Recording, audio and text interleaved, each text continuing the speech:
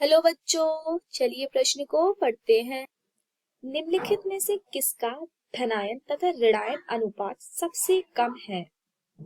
विकल्प पहला NaCl, विकल्प दूसरा KCl, विकल्प तीसरा MgCl2 और विकल्प चौथा CaF2। तो आइए सबसे पहले हम इस प्रश्न की मुख्य अवधारणा समझते हैं कि आखिर हमारा प्रश्न क्या कह रहा है। प्रश्न में बोला गया निम्नलिखित में से किसका धनायन तथा ऋणायन अनुपात, क्या धनायन और ऋणायन का अनुपात क्या है सबसे कम। तो आइए हम इसे विकल्पों की सहायता से देखते हैं। चौथा विकल्प हमारा क्या बोल रहा है? CaF2। तो ये Ca2 पॉजिटिव और F नेगेटिव आयन में टूटेगा। तो यहाँ अगर हम देखें धनायन 2 है और ऋणायन 1 है, तो धनायन और ऋणायन का अनुपात क्या होगा? 2।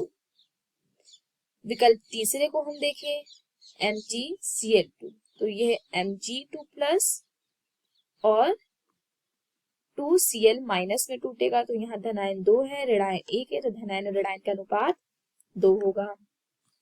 ठीक उसी प्रकार हम विकल्प दूसरे को देखें KCl,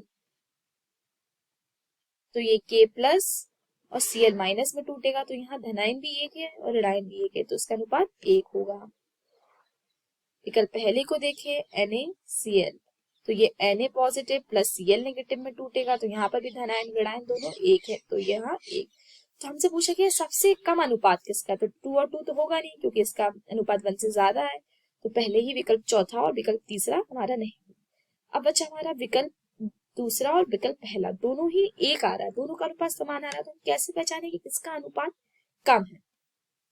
तो हम आपको बता दें कि जो Na होता है उसकी संयोजकता K की संयोजकता K की संयोजकता से ज्यादा होती है।